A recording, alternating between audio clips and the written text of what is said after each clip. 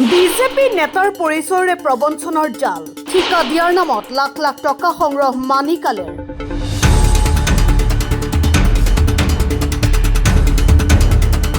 মুখ্যমন্ত্ৰী ডক্টৰ হিমন্ত বিশ্ব শৰ্মাৰ লগত সেলফি উঠা এজন বিশেষ মানুহ মানিকালে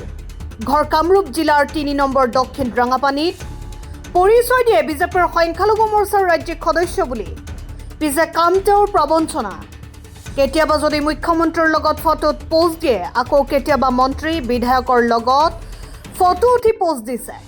মুঠতে তেওঁৰ কামেই হৈছে ডাঙৰ ডাঙৰ নেতাৰ লগত ফটো উঠা কিন্তু ফটোবোৰ এনেই নুঠে তাৰো আছে কিবা কাহিনী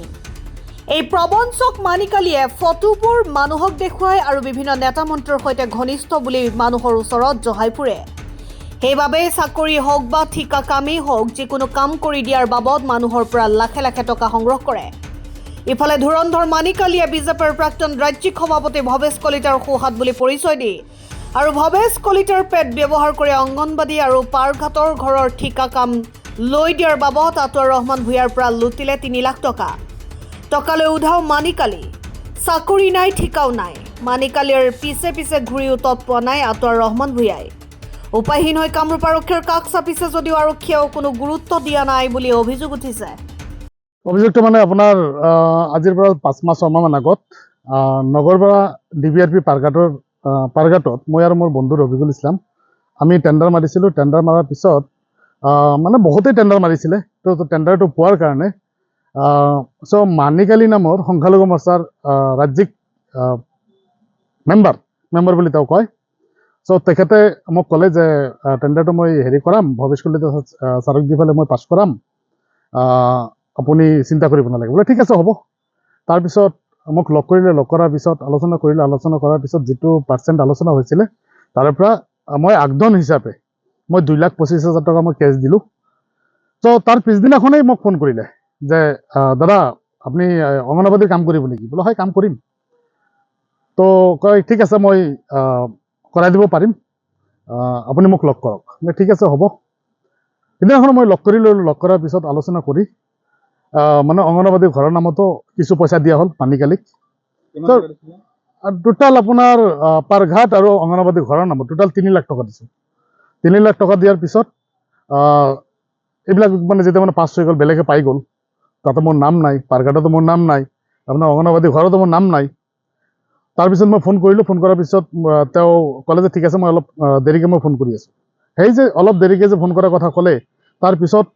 মই যিমান ফোন কৰিছোঁ যিমান মেছেজ কৰিছোঁ কোনো ধৰণৰ ৰেছপন্স তেওঁৰ নাই উপায়ন্তৰ হৈ মই পইচা দিয়া মোৰ ৰেকৰ্ড আছে মই ফোনপে'ত পইচা দিছিলোঁ তাৰপিছত তেওঁ যিবিলাক মানে ব্লেংক পেড দিছিলে তেওঁ যিবিলাক স্বাক্ষৰ কৰা পেড দিছিলে মোক পেড দিয়াৰ পিছত মই ক'লোঁ যে ঠিক আছে হেৰিটো মোক দিয়া ডকুমেণ্টছটো মোক দিয়া ডকুমেণ্টছ আৰু মোক নিদিয়ে মেছেজৰ ৰেছপন্স নকৰে একো নকৰে উপায়ন্তৰ হৈ পেলাই মই SP অফিচত মই কেছ কৰিছিলোঁ আজি 2 মাহ হৈ গ'ল কোনো ধৰণৰ একশ্যন বা কোনো ধৰণৰ ব্যৱস্থা মই পোৱা নাই বিশ্বাস কৰিছিলোঁ মানে চাওক মানে তেওঁ মোক আগৰ পৰাই মই চিনি পাওঁ তেওঁক ফেচবুকতো মই দেখা পাওঁ বিভিন্ন মন্ত্ৰী মিনিষ্টাৰ বিভিন্ন নেতাৰ লগত ইভেন কি আপোনাৰ মুখ্যমন্ত্ৰী ডাঙৰীয়াৰ লগতো তেওঁৰ ফটো মাৰি পেলাই মোক দেখুৱাইছিলে যে চবৰ লগতে মোৰ ভাল বিশেষকৈ ৰাজ্যিক সভাপতি ভৱেশ কলিতা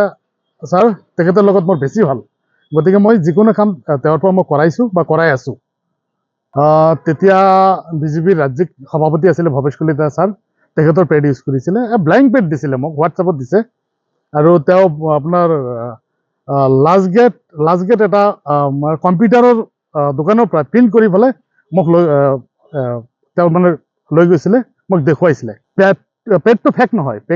পেডটো ঠিকে আছে মই দেখিছোঁ কিন্তু চিগনেচাৰটো মোৰ সন্দেহ হৈ আছে চিগনেচাৰটো সন্দেহ মানে কি মই ভৱেশ কলিতা ছাৰৰ চিগনেচাৰটো মই দেখিছিলোঁ বহুত দিন আগত এতিয়া মই ন্যায় বিচাৰোঁ যে এনেকুৱা এজন দুৰ্নীতিগ্ৰস্ত মানুহ বিজেপি দলত আছে বিভিন্ন মন্ত্ৰী মিনিষ্টাৰৰ লগত ফটো মাৰি তেওঁ মানে মাৰ্কেট কৰি আছে বিভিন্ন জাগাৰ পৰা চাকৰিৰ নামত ঠিকাৰ নামত লাখ লাখ কোটি কোটি টকা তেওঁ সংগ্ৰহ কৰি আছে চ'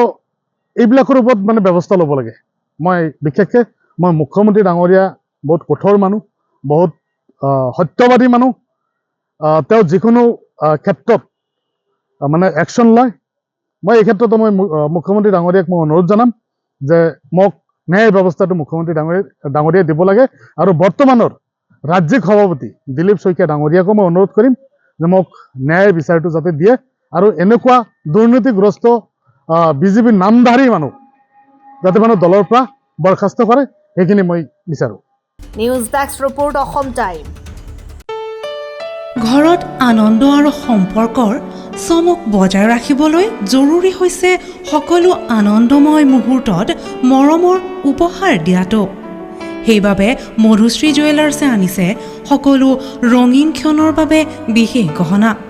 হীৰাৰে হওক, সোণৰে হওক বা ৰূপৰে হওক,